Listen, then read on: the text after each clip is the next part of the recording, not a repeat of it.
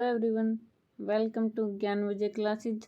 आज हम पढ़ेंगे हमारे देश भारत के बारे में, जो कि क्लास 6 का सेकंड लास्ट चैप्टर है। तो आज हम हमारा देश जो है भारत, उसके बारे में जानेंगे। देखिए, ये भारत का मानचित्र है। मानचित्र क्या होता है? हम पूरी पृथ्वी को ग्लोब पर दर्शाते हैं, और अगर हमें पृथ्वी के किसी एक भाग का अध्ययन करना होता है तो उसके लिए हम मानचित्र का प्रयोग करते हैं। ग्लोब पर जो है किसी छोटे भाग को देख पाना संभव नहीं होता, इसीलिए जो है मानचित्रों का निर्माण किया गया। ये जो ऑरेंज कलर में दिखाई दे रहा है, ये है हमारे भारत का मानचित्र। भारत की स्थलीय सीमा जो है 7 देशों के साथ लगती है। कौन कौन से देश हैं वो? पाकिस्तान, अफ़गानिस्तान की सीमा देखिए यहाँ से लगती है। उसके बाद है चीन, नेपाल, भूटान, बांग्लादेश और म्यांमार। तो भारत जो है 7 देशों के साथ अपनी स्थलीय सीमा को साझा करता है। भारत के उत्तर में हिमालय पर्वत पाए जाते हैं। इस वाले भाग में जो है हिमालय पर्वत पाए जाते हैं, और इसके पूर्व में बंगाल की खाड़ी, पश्चिम में अरब सागर और दक्षिण में हिंद महासागर है। तीनों तरफ से पानी से घिरा होने के कारण इसे प्रायद्वीपीय भारत कहा जाता है। प्रायद्वीप क्या होता है? स्थल का वह भाग जो तीनों ओर से पानी से घिरा हुआ होता है। ये श्रीलंका और मालदीव, ये क्या है? भारत के पड़ोसी द्वीप हैं।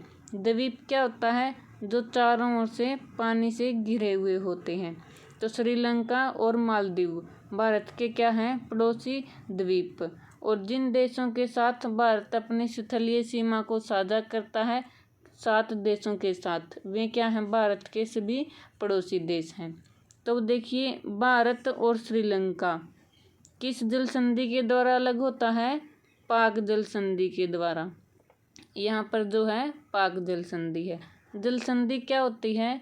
जल का एक संकरा भाग होता है जो जल के बड़े भागों को आपस में जोड़ता है। आगे देखिए, भारत का क्षेत्रफल 32.8 लाख वर्ग किलोमीटर है। उत्तर में कश्मीर से लेकर दक्षिण में कन्याकुमारी तक इसका विस्तार लगभग 3200 किलोमीटर है। भारत का क्षेत्रफल कितना है? 32.8 लाख वर्ग किलोमीटर। उत्तर में कश्मीर से लेके, देखिए, कश्मीर से लेके कन्याकुमारी तक कितना विस्तार है इसका? 3200 किलोमीटर तक। आगे देखिए, तथा पूर्व में अरुणाचल प्रदेश से लेकर पश्चिम में कच्छ तक इसका विस्तार लगभग 2900 किलोमीटर है।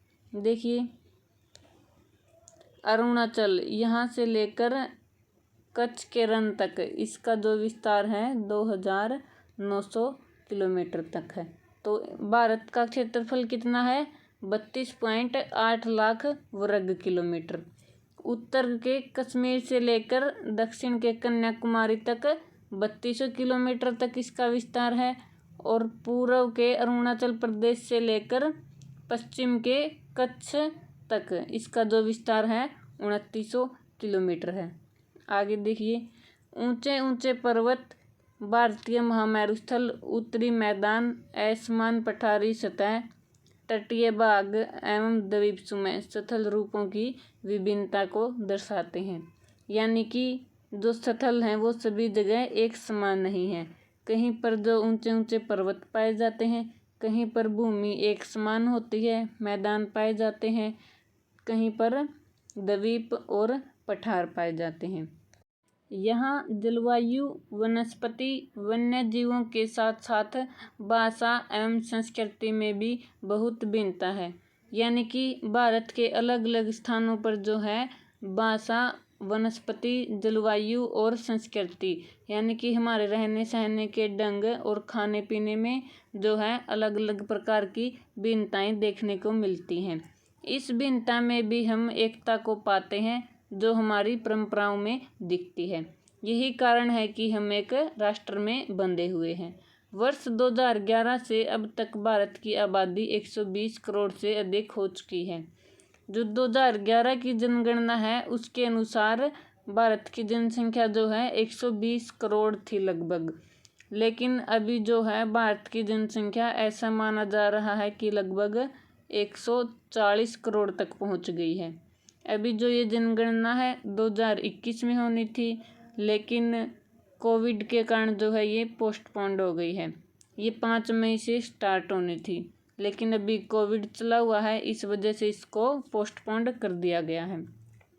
आगे देखिए, यह चीन के बाद विश्व का दूसरा सबसे अधिक जनसंख्या वाला देश है। सबसे अधिक जनसंख्या किसकी है? चीन की। उसके बाद किसका स्थान आता है? भारत का स्थान आता है। आगे देखिए, भारत की स्थिति, यानी कि भारत कहाँ पर स्थित है। भारत उत्तर पूर्व गोलार्ध में स्थित है। कौन से गोलार्ध में स्थित है? उत्तर पूर्व गोलार्ध में। देखिए, ये है हमारे वर्ल्ड का मैप। जो रेड कलर में दिखाई दे रहा है ये क्या है? इंडिया का मैप। उत्तर गोलार्ध में कैसे है ये 0 डिग्री इक्वेटर यानी कि भूमध्य रेखा। इसके जो ऊपर का भाग है वो क्या है? उत्तरी गोलार्ध का। और ये जो है 0 डिग्री देशांतर रेखा, इसके पूर्व का भाग पूर्वी गोलार्ध। तो भारत की स्थिति क्या हो गई? उत्तर पूर्व गोलार्ध। तो भारत कौन से गोलार्ध में स्थित है? उत्तर पूर्व गोलार्ध में। आगे देखिए, कर्क रेखा 23.5 डिग्री देश के लगभग मध्य भाग से होकर गुजरती है। कर्क रेखा कितने डिग्री पर है? 23.5 डिग्री पर। ये जो है भारत के मध्य भाग, देखिए यहाँ से होकर जो है कर्क रेखा गुजरती है। आगे देखिए, दक्षिण से उत्तर की ओर भारत की मुख्य भूमि का विस्तार 8 डिग्री 4 मिनट उत्तर तथा 37 डिग्री 6 मिनट उत्तर अक्षांश के बीच है। तो भारत का दक्षिण से उत्तर की ओर विस्तार कितना है? 8 डिग्री 4 मिनट उत्तर से 37 डिग्री 6 मिनट तक।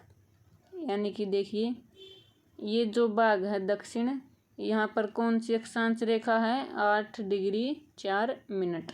और उत्तर वाला जो भाग है यहाँ पर है 37 डिग्री 6 मिनट। तो भारत का दक्षिण से उत्तर तक अक्षांशीय विस्तार कितना है? 8 डिग्री 4 मिनट से 37 डिग्री 6 मिनट। आगे देखिए, पश्चिम से लेकर पूर्व तक भारत का विस्तार 68 डिग्री 7 मिनट तथा 97 डिग्री 25 मिनट पूर्व देशांतर के बीच है। देखिए, ये जो पश्चिमी देशांतर है कितने डिग्री पर है? 68 डिग्री 7 मिनट। और यहाँ पर 97 डिग्री 25 मिनट। तो भारत का देशांतरीय विस्तार कितना है? 68 डिग्री 7 मिनट से 97 डिग्री 25 मिनट तक। आगे देखिए, 82.5 डिग्री पूर्वी देशांतर के स्थानीय समय को भारत का मानक समय माना गया है। मानक समय क्या होता है? सभी देशों का जो समय है अलग अलग होता है, क्योंकि पृथ्वी जो है सूर्य के चारों ओर चक्कर लगाती है। तो जो भाग सूर्य के सामने होता है उस भाग में दिन, और जो भाग दूसरी साइड होता है उस भाग में रात होती है। इसी प्रकार वहाँ पर समय भी अलग अलग होता है। 1 डिग्री घूमने पर 1 डिग्री देशांतर घूमने पर कितने मिनट का समय लगता है? 4 मिनट का समय। तो 1 डिग्री के बाद जो है 4 मिनट का अंतर आ जाता है। इसीलिए अलग अलग देशों के जो है मानक समय निर्धारित किए गए हैं। भारत का मानक समय किस देशांतर को माना गया है? 82.5 डिग्री पूर्वी देशांतर को, जो कि इंग्लैंड के टाइम से 5.5 घंटा आगे है। इंग्लैंड का टाइम कहाँ से शुरू होता है? 0 डिग्री देशांतर, जो कि इंग्लैंड के ग्रीनविच शहर में स्थित है। उससे हमारा टाइम जो है 5.5 घंटा आगे है। इस याम्योत्तर को भारत का मानक याम्योत्तर भी कहा जाता है। तो 82.5 डिग्री पूर्वी देशांतर को भारत का क्या कहा जाता है? मानक याम्योत्तर भी कहा जाता है। आगे देखिए, भारत का राजनीतिक एवं प्रशासनिक विभाजन, यानी कि भारत को जो है अलग अलग राज्यों, नगरों और जिलों में बांटा गया है। भारत एक विशाल देश है। भारत में 28 राज्य एवं 8 केंद्र शासित प्रदेश हैं। पहले जो है भारत में 29 राज्य थे, लेकिन अभी जो है जो जम्मू कश्मीर है उसको 2 भागों में बांट दिया गया है, लद्दाख और जम्मू कश्मीर में, जिस राज्य से हटाकर केंद्र शासित प्रदेश में शामिल कर दिया गया है। तो कितने राज्य हो गए भारत में? 28 राज्य हो गए। और केंद्र शासित प्रदेश कितने हो गए? 8। पहले जो है 7 केंद्र शासित प्रदेश थे, लेकिन लद्दाख और जम्मू कश्मीर 2 नए केंद्र शासित प्रदेश बन गए। और जो ये देखिए, ये वाला जो भाग है दमन दीव और दादर नगर हवेली, ये 2 अलग अलग केंद्र शासित प्रदेश थे, लेकिन इन दोनों को मिलाकर एक बना दिया गया है। तो कितने केंद्र शासित प्रदेश हो गए? 8 केंद्र शासित प्रदेश। भारत में अब 28 राज्य एवं 8 केंद्र शासित प्रदेश हैं। दिल्ली भारत की राजधानी है। भारत की राजधानी क्या है? दिल्ली। इसी प्रकार से जो ये 28 राज्य हैं, इनकी भी अलग अलग राजधानियां हैं।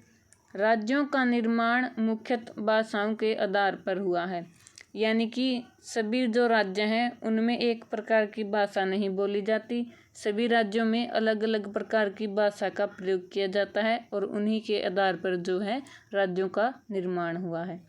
क्षेत्रफल की दृष्टि से सबसे बड़ा राज्य राजस्थान तथा सबसे छोटा राज्य गोवा है। सबसे बड़ा राज्य कौन सा है? राजस्थान। राजस्थान की राजधानी क्या है? जयपुर।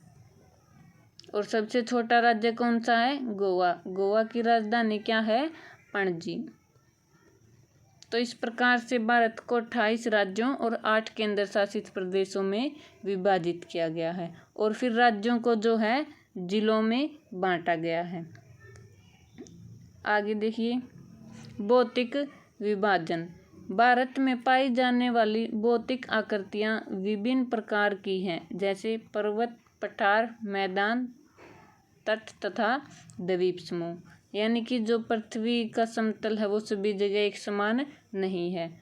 कहीं पर पर्वत, पठार, मैदान ये सब देखने को मिलते हैं। पर्वत, पठार, मैदान इन सब के बारे में हम पहले पढ़ चुके हैं। द्वीप समूह क्या होते हैं? जो चारों तरफ से पानी से घिरे हुए होते हैं। उत्तर में बर्फ से ढका हिमालय संतरी का कार्य करता है। हिम प्लस आलय का मतलब होता है बर्फ का घर, यानी कि जो भारत के उत्तर का भाग है उसमें हमेशा बर्फ पड़ती रहती है और इसी कारण से उसका नाम क्या रखा गया है? हिमालय, यानी कि बर्फ का घर। हिमालय पर्वत को 3 मुख्य समांतर श्रृंखलाओं में बांटा जाता है। सबसे उत्तर में स्थित श्रृंखला को वृहत हिमालय या हिमाद्री कहते हैं। सबसे उत्तर में स्थित कौन सी श्रृंखला है? वृहत हिमालय। देखिए, जो ये वाली श्रृंखला है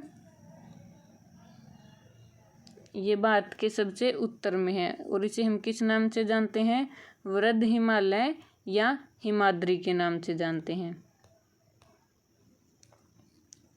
इसी श्रृंखला में विश्व की सबसे ऊंचा शिखर है। सबसे ऊंचा शिखर कौन सा है? Mount Everest. और वो कहाँ पर है? वृहत हिमालय में स्थित है। माउंट एवरेस्ट जो है नेपाल का शिखर है, जो कि 8,848 मीटर ऊंचा है और विश्व का सबसे ऊंचा शिखर है। और किस भाग में आता है ये? वृहत हिमालय में। आगे देखिए, मध्य हिमालय या हिमाचल हिमाद्री के दक्षिण में स्थित है। देखिए, हिमाद्री के दक्षिण वाला ये भाग है जो मध्य हिमालय के नाम से जाना जाता है। बहुत सी लोकप्रिय पहाड़ी स्थान यहाँ पर स्थित हैं। शिवालिक सबसे दक्षिण में स्थित श्रृंखला है। जो सबसे दक्षिण में स्थित श्रृंखला है वो कौन सी है? शिवालिक श्रृंखला। तो भारत के उत्तर भाग को कितने भागों में बांटा गया है? 3 भागों में। सबसे पहले वृहत हिमालय या हिमाद्री, उसके बाद मध्य हिमालय, फिर शिवालिक हिमालय जो कि सबसे दक्षिण में स्थित है। आगे देखिए, हिमालय के बाद का जो दक्षिण का भाग आता है उसे हम किस नाम से जानते हैं? भारत का उत्तरी मैदान के नाम से। ये मैदान समतल तथा सपाट हैं। ये मैदान सिंधु, गंगा, ब्रह्मपुत्र तथा इनकी सहायक नदियों के द्वारा लाए गए जलोढ़ निक्षेपों से बने हैं। तो ये मैदान किससे बने हैं? नदियाँ जो अपने साथ जलोढ़ निक्षेप लेके आती हैं। या जलोढ़ निक्षेप क्या होते हैं? यानी कि नदियाँ अपने साथ जो है मिट्टी लेके आती हैं और उसे जो है रास्ते में जमा कर देती है। इस प्रकार से किसका निर्माण होता है? मैदानों का निर्माण होता है। नदियों के ये मैदान कृषि के लिए उपजाऊ भूमि प्रदान करते हैं। यही कारण है कि इन मैदानों में जनसंख्या अधिक होती है। तो भारत का उत्तरी मैदान जो है वो किससे बना है? सिंधु, गंगा और ब्रह्मपुत्र नदियों के द्वारा लाए गए जलोढ़ के निक्षेपों से। और मैदानों में जो है जनसंख्या अधिक पाई जाती है क्योंकि वहाँ कृषि योग्य भूमि होती है। आगे देखिए, भारत के पश्चिमी भाग में भारतीय महामेरु स्थल स्थित है।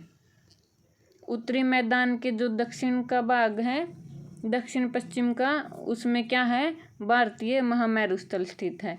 यह शुष्क, गर्म तथा रेतीला स्थल है। यहाँ वनस्पति की मात्रा बहुत कम है। तो जो भारत का महामेरु स्थलीय भाग है उस भाग में गर्मी ज़्यादा होती है और वहाँ पर जो है रेत ही रेत होता है। इस प्रकार न तो वहाँ कृषि योग्य भूमि होती है और न ही किसी प्रकार की वनस्पति पाई जाती है। देखिए, ये वाला जो भाग है भारतीय मेरुस्थल का भाग है और ये वाला जो भाग है ये है उत्तर का मैदान।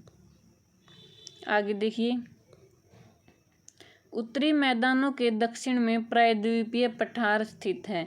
इसकी आकृति त्रिभुजाकार है। इसका धरातल काफ़ी ऊंचा नीचा है। देखिए, जो उत्तर के मैदान है यहाँ पर जो है प्रायद्वीपीय भारत स्थित है। इसकी आकृति देखिए, ये कुछ इस तरह से है, त्रिभुजाकार। इसका धरातल क्या है? काफ़ी ऊंचा नीचा है।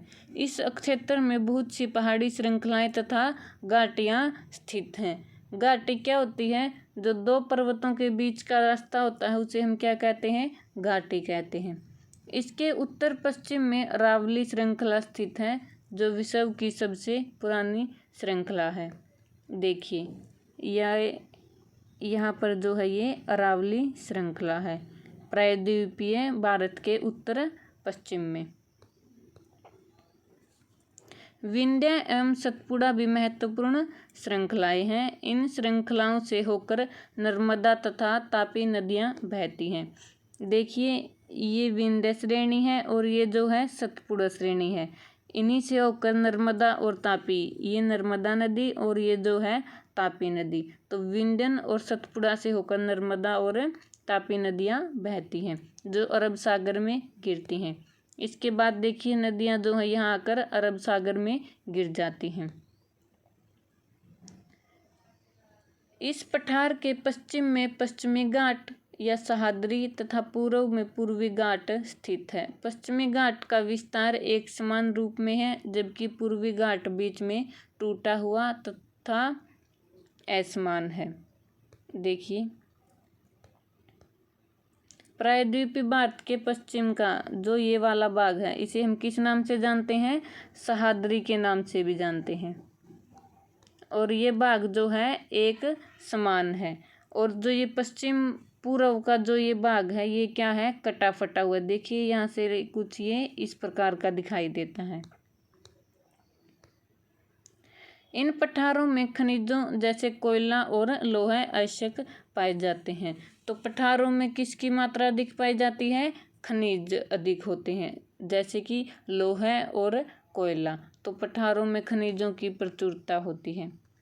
आगे देखिए, पश्चिम घाट के पश्चिम में तथा पूर्वी घाट के पूर्व में तटीय मैदान स्थित है। पश्चिम तटीय मैदान काफ़ी संकरे हैं। पूर्वी तटीय मैदान अपेक्षाकृत चौड़े हैं। यानी कि देखिए, पूर्वी घाट कौन सा था? ये वाला। और इसके पश्चिम में जो क्या है? ये पश्चिमी तट। और पूर्वी घाट के पूर्व में पूर्व तट।